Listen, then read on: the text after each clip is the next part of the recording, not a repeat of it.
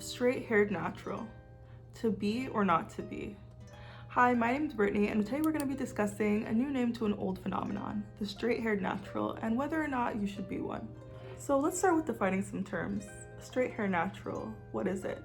A straight-haired natural is someone who doesn't chemically treat their hair, but they heat straighten it to keep it in a straightened state. There's been a lot of discourse online about straight-haired naturals, with some people claiming that keeping their hair in a straightened state helps them to retain length, and other people claiming not to let natural hair people see you with straight hair or they'll think you hate your hair.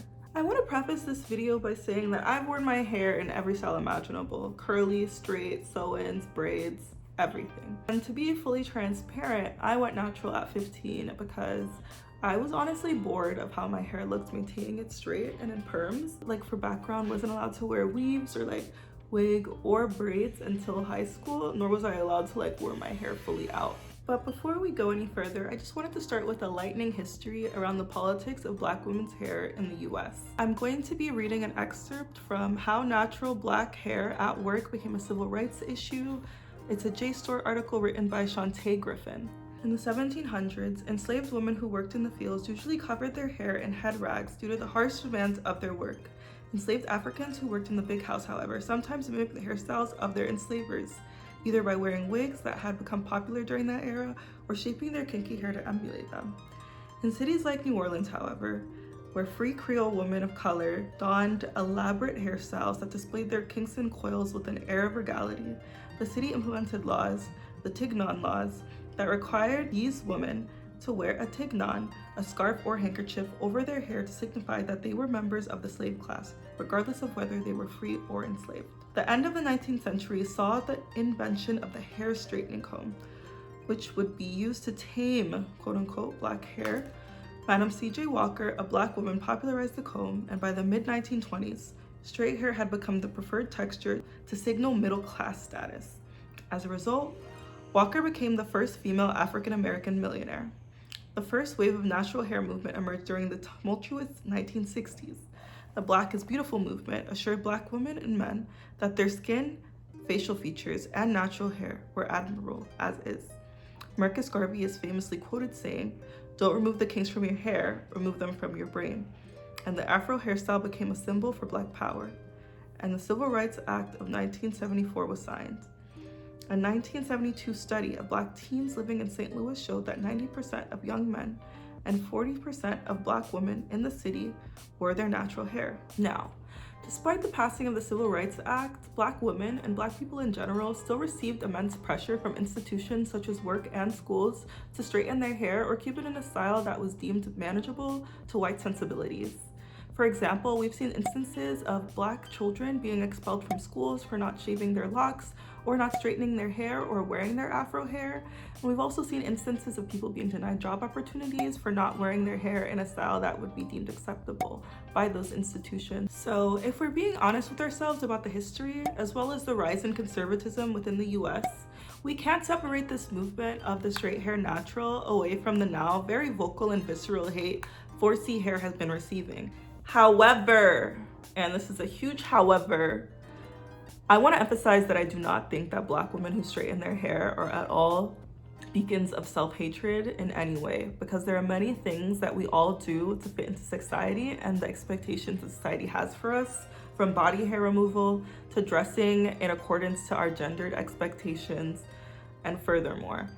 I've also seen so many comments of Black women saying, "I love my 4C hair, but I don't wear it out because every time I do, someone has something to say about it, so I choose to keep it straight," or they choose to manipulate the texture in other ways. And while I don't think that Black women who straighten their natural hair should be dogpiled and that we should have compassion to Black women who are trying to navigate this world that's so violent towards us and don't see us as human, I do think that some of the reasons for being a straight hair natural are just disingenuous, and that being a straight hair natural or even a sew-in or wig girly is a class signifier in certain ways. Now, in order for you to maintain being a straight hair natural with a non-fluffy silk press, which is a whole other thing I'm not gonna get into in this video, it would require you to go to the beautician probably around twice a month, and in order to not have heat damage, do different hair treatments in between.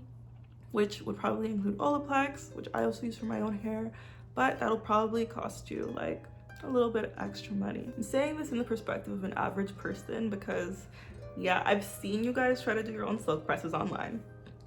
I too have like done my own like hair straightening and I can get it pretty flat, but I will never get it as flat as the beautician. Like, it's just not going to happen. So I think in order to maintain like what y'all show like online as a straight hair natural, like yeah, you would high key need to go to the beautician unless you're a person who's versed in cosmetology and can do that on your own. An example, my aunt was a person who would go to the beautician twice a month, and she had her hair permed. This was years ago, and her hair was super long, length was retained, but that's because she was like a single woman and an accountant. She had no kids, so she could spend her money to go to get her hair treated like every 2 weeks and for it to like be healthy and for her length to be retained through her beautician. And like, I'm just really being realistic, because if you do any form of heat manipulation or if you color treat your hair, as you can see even with mine, your hair will eventually get damaged. Like maybe the first year you'll be good, but over time your hair will get damaged. It took my hair about like 2.5 years to actually feel the damage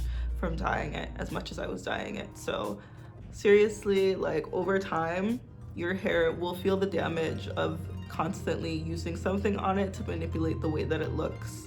If it's heat, if it's chemical related, your hair will feel the effects. Now for the length retention allegations on straightening your hair and it maintaining its length more and people finding it easier to maintain, I ask you the question, how do you treat your hair when it's in its natural state? Are you taking your time with it? Are you making sure to protect its ends? Are you being gentle with your hair? Because what I find is that people treat their hair in its natural state like a beast to be tamed. They break it open when they're trying to detangle it. They're really rough with it.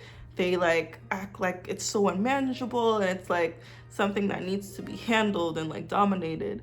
However, when they have their hair straight, it's like they're so like flowy with it. They're wrapping it every night. They're making sure like that they're like putting oils in it. Not everyone, of course. Like, I'm not gonna like make this now. I wear my hair straight too, so like I want it to be clear that like I treat my hair well no matter what state it's in. And I find that people who wish that their hair was a different texture treat their hair really bad when it's in its natural state. And it is hard to learn how to take care of natural hair because we've been so misinformed, and like I said in the history earlier, like not even really able to learn how to take care of our hair. I'm just now learning after so many years how to properly take care of my hair. So what I really think it is you really have to learn how to love your hair in any state that it's in. I don't think that you wearing your hair straight suddenly will make it so that you will love it in the way that it needs to be loved for it to grow. Yeah, and also straightening your hair just doesn't make your hair grow faster. It just makes it stretched so it looks like it's growing faster. But on a scientific level, if anything, straightening your hair would do damage to your length retention because it would be putting heat on ends that need to be trimmed or are already weak. So in conclusion, to be or not to be a straight hair natural, do what's best for you, and hopefully you're not doing anything out of shame, out of pressure, out of feeling like you have to do anything, even on a subconscious level. Like, do what you think is best for you. I know some people, for example, keep their hair straight because they have scalp eczema. That makes it easier to take care of their hair.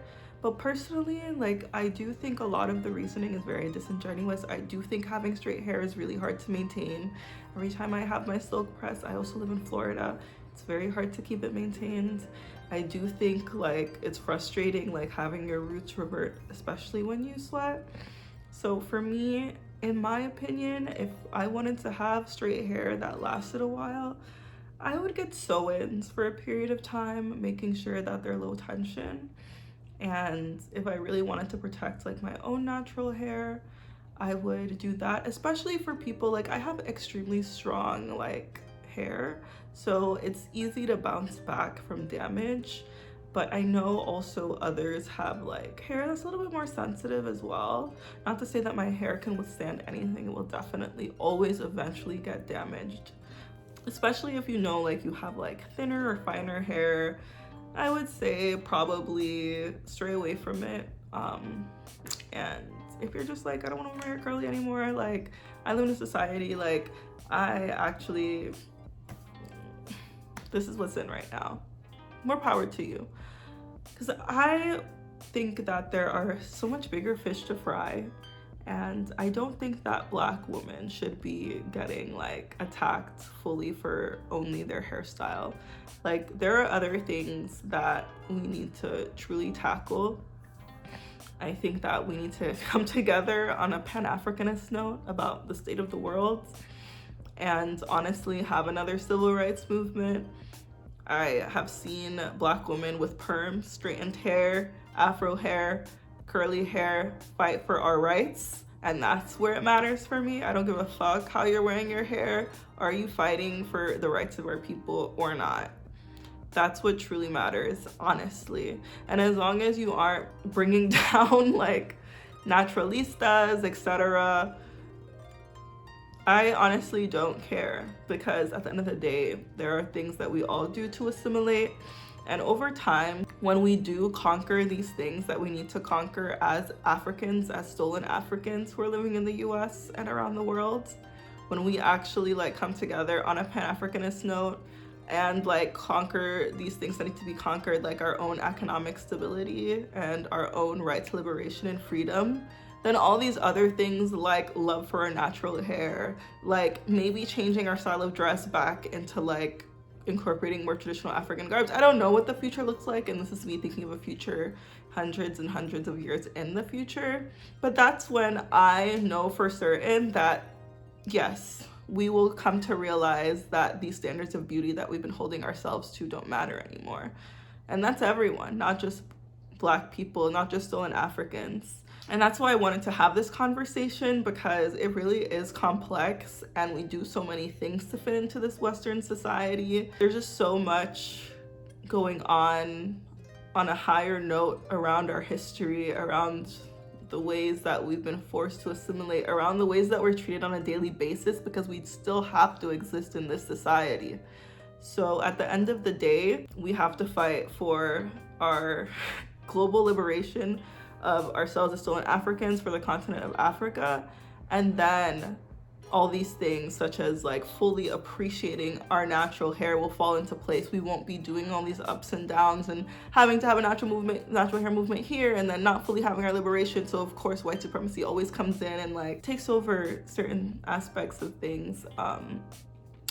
So yeah, in conclusion, once we reach our liberation, natural hair and loving our natural hair and like trying out different styles because they're fun will be less heavy, be less politically strife, and hopefully we can reach that place soon. At the end of the day, I think that what matters the most is compassion. Black women are living in a society that is constantly beating up on us and is constantly trying to get us to assimilate.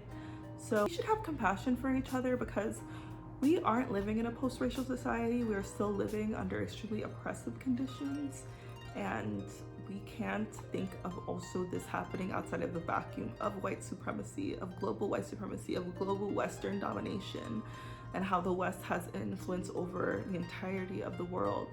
So we have to really have compassion for the reality of where we are in the world, and that there are still so many things that need to be fought for, and they impact us on a social level as well. Editing Brittany here, and with glasses, it's darker, but I forgot to film an outro. Thank you so much for watching. I hope that you enjoyed. Like, comment, and subscribe. I would love to know you guys' opinions on this, and if you are a straight hair natural or thinking about becoming one, and why.